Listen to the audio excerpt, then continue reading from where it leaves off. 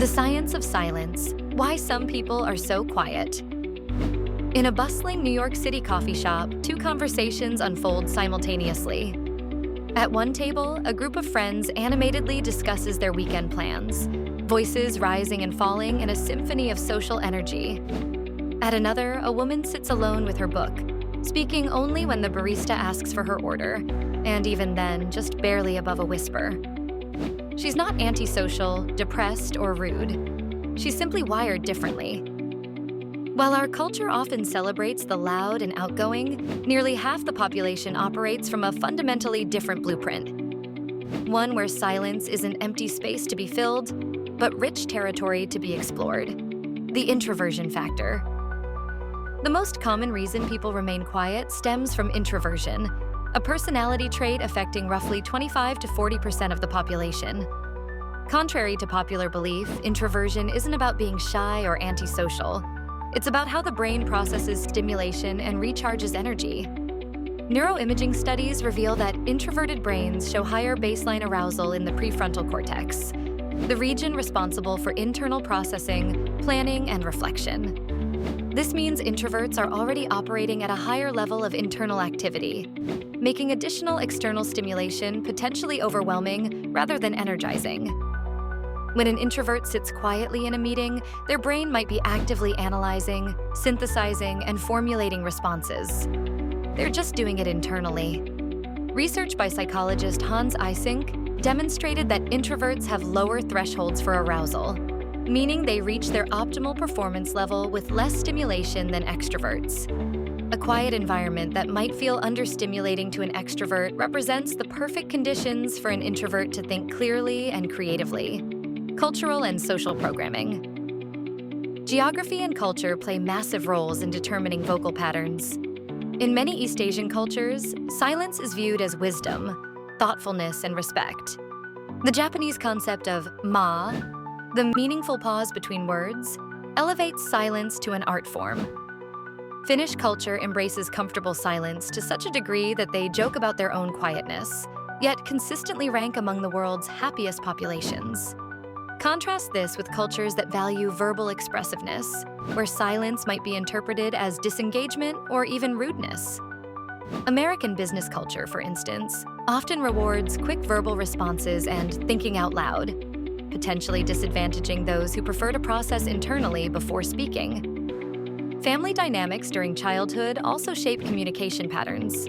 Children raised in households where they had to compete for speaking time often become more verbally aggressive, while those in quieter families may develop different communication strategies. Some learn that listening provides more valuable information than speaking, while others discover that their contributions are most impactful when carefully chosen and timed. The highly sensitive person phenomenon. Approximately 15 to 20% of the population possesses what psychologist Elaine Aron terms sensory processing sensitivity. These highly sensitive people, HSPs, have nervous systems that process sensory information more deeply and thoroughly than average. For them, a typical day involves absorbing and processing enormous amounts of environmental data, sounds, lights, emotions, social cues, that others might barely notice. This heightened sensitivity often manifests as quietness, not from lack of engagement, but from sensory overwhelm. HSPs frequently need to limit their verbal output to manage their overall stimulation levels. They might remain quiet in group settings not because they have nothing to contribute, but because they're simultaneously processing multiple conversation threads, nonverbal cues, and environmental factors. Research shows that HSPs often excel in roles requiring deep thinking, creativity, and careful analysis.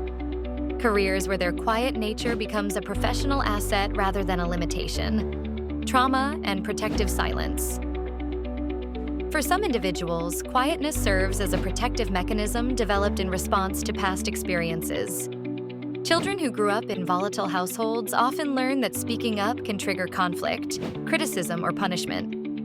This survival strategy can persist into adulthood, even in safe environments where open communication is welcomed. Trauma-informed therapy recognizes that silence isn't always a problem to be solved, but sometimes a boundary to be respected.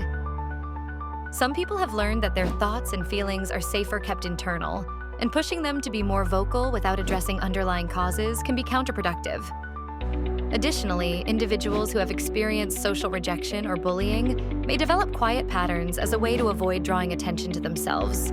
This isn't necessarily unhealthy. It can represent adaptive self-protection while they build confidence and find their tribe. The power of selective speaking. Many quiet people aren't actually quiet all the time. They're selectively vocal. They might be reserved in large groups, but animated in one-on-one conversations. They might stay silent during small talk, but become passionate speakers when discussing topics they care deeply about. This selective approach to communication often stems from a preference for meaningful dialogue over social noise. Research suggests that introverts and quiet individuals tend to form fewer but deeper relationships, investing their social energy in conversations and connections that feel authentic and substantial. Studies in workplace dynamics show that quiet employees often emerge as leaders during crises, not despite their quiet nature, but because of it. Their tendency to listen, observe, and think before acting can provide stability and insight when others are reacting emotionally. The biological blueprint. Recent neuroscience research reveals that quiet tendencies have biological underpinnings. Introverts show different patterns of neurotransmitter activity with higher sensitivity to acetylcholine, associated with contemplation and introspection, and lower baseline dopamine levels, the neurotransmitter linked to reward-seeking and social stimulation. This means that what feels energizing and rewarding varies dramatically between individuals. While an extrovert might feel recharged by a lively party, an introvert might find the same event depleting, preferring quieter activities that allow for reflection and deeper processing. Genetic studies suggest that introversion-extroversion tendencies are approximately 40 to 60% heritable, meaning quiet people aren't choosing to be difficult. They're operating according to their neurological wiring, the quiet advantage. Rather than viewing quietness as a deficit, research increasingly recognizes its advantages. Quiet individuals often excel at listening, observing patterns others miss, and providing thoughtful analysis. They tend to be better at reading social situations, remembering details from conversations, and offering carefully considered advice. In leadership roles, quiet individuals often create psychological safety for their teams, encouraging others to speak up because they don't dominate conversations. They frequently excel in fields requiring deep focus, creativity, and analytical thinking. Perhaps most importantly, quiet people often serve as emotional anchors in relationships and groups, providing stability and thoughtfulness in a world that often feels chaotic and overwhelming. Understanding the silence. The next time you encounter someone who seems unusually quiet, consider that their silence might not be empty. It could be full of observation, processing, and thoughtful consideration. They're not broken extroverts who need fixing. They're individuals operating from a different but equally valid approach to navigating the world. In a culture that often equates volume with value, quiet people remind us that some of life's most profound insights emerge not from constant chatter, but from the rich, reflective spaces between words. Their silence isn't absence. It's presence of a different kind. What are your thoughts? Comment below.